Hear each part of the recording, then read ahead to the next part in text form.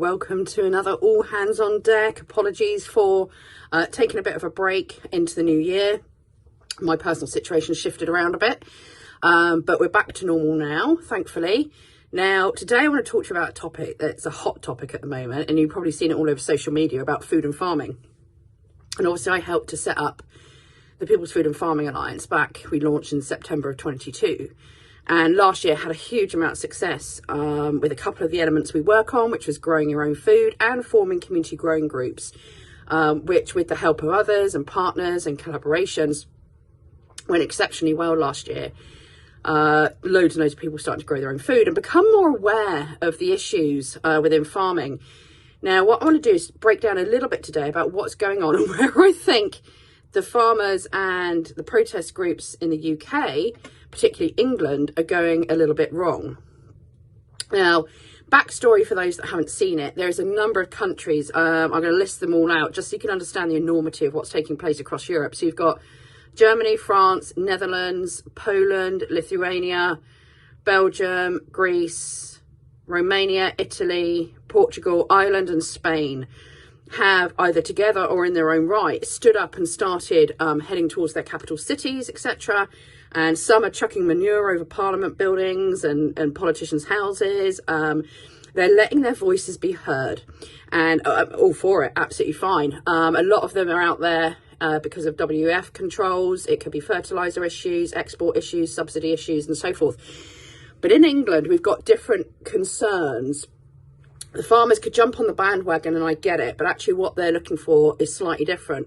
It's a lot more supermarkets and regulations that are causing the issues, and subsidy issues, as well as some other things that are going on. But from what I can gather, they're still very much thinking in terms of the current system, the way the system is currently. Now, for those of us who've been on this for a while, we know the old systems have got to go. There's no working with it. It's beyond negotiations at this point. And so we need to start looking in a different way. And I think the farmers do, very much so. What at PFFA we've kind of supported and encouraged is farmers dealing far more directly with the end user, us consumers. And we've been putting into place different ways and strategies with which farmers can transition out of the old system into a new system, which is actually really heavily focused on traditional approaches to farming, actually. Excuse me, they call it regenerative now. But it's been hijacked. That word's been hijacked by the green agenda, as far as I'm concerned personally. And so with farmers focusing on the old system, they're not going to find a huge amount of change. And right now is the time for everything to start shifting, everything to be moving. What we'd love farmers to do is work with us to look at transitioning from maybe you've got a one product, one crop, monocrop culture.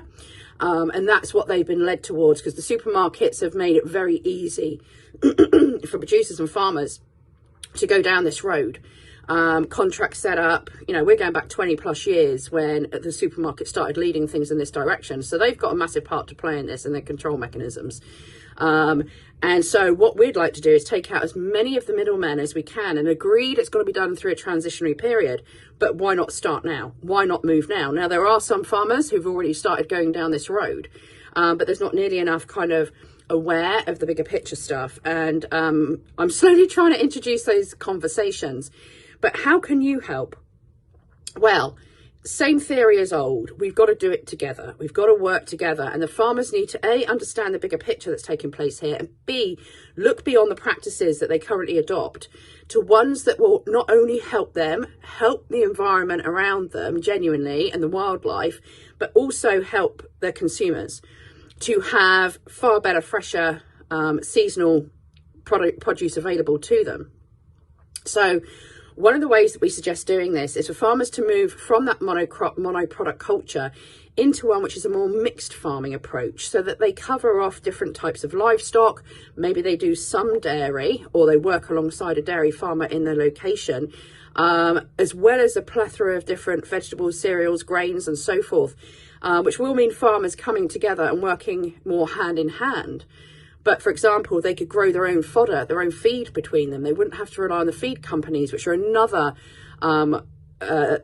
industry, if you like, that don't always do the best for their customers. They're there to make a margin, and goodness knows what's going in some of the feed. So we'd like farmers to diversify out, again adopting our word back, but diversify out so they've got a more mixed farming approach. That way they can meet the nutritional and choice needs, if you like, of their local community. And what we'll find on the back of that is small local production companies will start up to process, and I don't like that word, but some of the products, so that you can have small cheesemakers. Well, we've got some, but we can have a lot more cheesemakers. Those that make byproducts off the back of dairy, if they make the byproducts off the back of the meat. And as a result, have more local farmers markets. Maybe we bring back the milkman with his float and he can sell out produce, local produce. But the first thing we've got to do is get our farmers and our producers to look at that local distribution, that local marketplace. One thing we do enjoy is Sir Julian Rose, who's a PFFA ambassador, has for many years kind of met with his community once or twice a year. A couple of spokespeople for the community who've done the legwork, find out what they want. What do you want? What do you want us to grow? What do you want us to rear? What do you want us to produce? And they tell them, and they meet that. And that's it. It's done. You know, it's direct sales to the end users. Yes, you've got to have some systems in place, but we can all work together. So us as the people on the ground, we need to be reaching out to our farmers and our producers and having conversations with them to see what they'd look to supply direct. Maybe get a list of people beforehand in your local area to sign up and say, I really would like to buy a lot more produce directly from my farmer or my producer. You know, even if they just start throwing in some poultry, get your meat, table birds, get your eggs there. And again, all the byproducts, you know, let's not waste what we've got in front of us, which at the moment, so much stuff goes in the bin because it's not part of the big food processing corporation, which is a mistake. Lamb's wool, oh my goodness, sheep's wool, fantastic use in gardening, amongst other things. Someone can extract the lanolin, someone could be the soap maker. You know, we've got to take things back to community and do it in a kind way. I'm not, you know, on the green agenda, but I do care about the environment around us. So this way, by being mixed farming as well, farmers can bring back hedgerows. They don't need to have the massive 10-acre fields. They can support the local wildlife better than they currently are. You'll have a lot less biosecurity issues if you're not having so many animals in the same space constantly. Move them about, use the animals to your advantage. And that's where the mixed farming approach is helpful, because you can rotate those animals with certain crops and with certain vegetables, so they can clear the field for you, they can make it nice and pleasant, and they're not in the same place, allowing for disease build-up all the time. So there's so many benefits to doing this for us, for the animals, for the environment around us, and for our back pockets as well. Imagine how much better our farmers will be after an initial investment, I grant you, for some of them, because they will need a little bit of shelter, some of them, they will need a little bit of equipment. But by doing this, we create a long-term plan that is actually going to work, and means that we take back the power to our local communities, not some central organisation like the NFU, like the government, like DEFRA, like all the others who claim to be helpful for farmers and clearly are not. So farmers out there, have a think about this. Start thinking about how you can diversify so that you can sell direct and supply to your local community. You can cut out a load of the middlemen.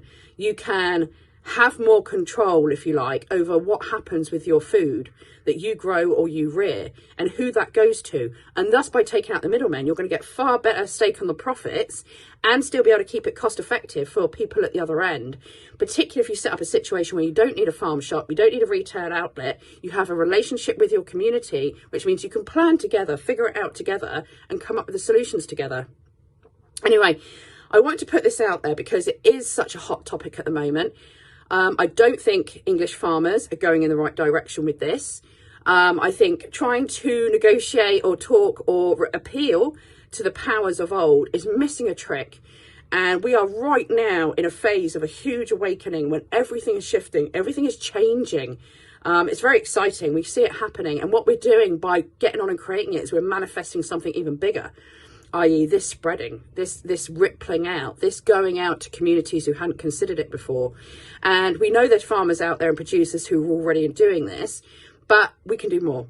We can do more. So if you live near a farm, if you speak to a local farmer or producer, just start sowing the seeds, start asking the questions, start speaking to people in your local community. Hey, how do you feel about us seeing if we can go to Bob the farmer and get him to sell his potatoes and his chickens to us directly? And what about asking him if he can do a little bit more veg next year or later this season or. You create what you need in your community, but start connecting with them, start working together. I'm certainly going to be doing that in this local area. And let's help the farmers see there is another way, there is a better way. It's not on your radar right now, but the more of us that go out and talk about it, the more that it's going to, hit home, and they're going to think about it. And it gives us an opportunity to truly take back power. If the central government, if the central food production agencies, if the supermarkets, if DEFRA, if the NFU, if they have no control, what are they going to do? They're going to do nothing. That's exactly what they're going to do. They're going to do nothing. So take it away from them. Take the control away from them and bring it back to where it needs to be, with the people, with the producers, with the farmers, back to communities. That's how we make a difference. And that's how we do it in a peaceful way. That's how the smart way to do it. They're playing with their toys. Take the toys away. Simple as that. Anyway, let me know what you think. Let me know if you need any guidance on the PFFA website, which is the-pffa.org. And there's other websites out there, but that one has on there how to approach your farmer. How do we look at helping them transition? What are those conversations supposed to be? So you're not flying in blind. There's lots of suggestions on there, such as how do you create a buying group? This is another thing people don't realise. If you come together with people in your local community, much like I've suggested with the farmers, and say, right, guys, we need to buy oil because we're all on oil heating. We need to buy our eggs. We need to buy our potato. Come together, form a buying group. It gives you far stronger buying power, and it makes it much easier for those that are producing or supplying to have one or two points of contact rather than lots of individual points of contact. Let's make this easy for each other. You gain something through better prices. They gain something through better ease of organisation and distribution. So that again is on the PFFA website. Go and look at the blueprint for that. And we've soon got a blueprint coming for how to create a community farm, amongst other things. The solutions keep coming. We can all stand here and moan and complain, or we can all do something about it. And we're giving you the tools with which to do that through PFFA. And like I say, there's other, not precious, there's other initiatives out there. I think we're just kind of easing ahead in terms of the solutions provided more so for farmers and producers. So go and have a look at it. But we do this together. So please contact your local farmer and producer. Please start sowing the seeds of how they can make their lives easier. And let's help them bring the power back to communities and back to the individuals. Let's help guide them with what we'd like to see happen. Because at the moment, a lot of them are disconnected from their customer base because of the current setup in food production. Let's change that. Let's show them they're supported. Let's go and have a chat with them. Let's thank them and bring them into the community, make them feel welcome. If there's someone who doesn't really like people, and a lot of farmers don't, because that's just the way they're built, then fine. You appoint one or two spokespeople that they connect with a bit more, and they can deal as an in-between, and we do it together. So everyone out there waving your flag saying you want to support farmers, absolutely brilliant. Please do, and please think of doing it in this way, because then we can actually bring real change. Anyway, lots more videos to come, loads of topics to cover. I'm going to be lining up some interviews. Please like, subscribe, share, get this out there. Probably a little bit controversial. I might not be making some people happy, farmers maybe, by saying what I'm saying. But I stand in it. I stand in the truth. And I think absolutely this is the way that things have to go. So let's make it happen and let's do it together. God bless and speak soon.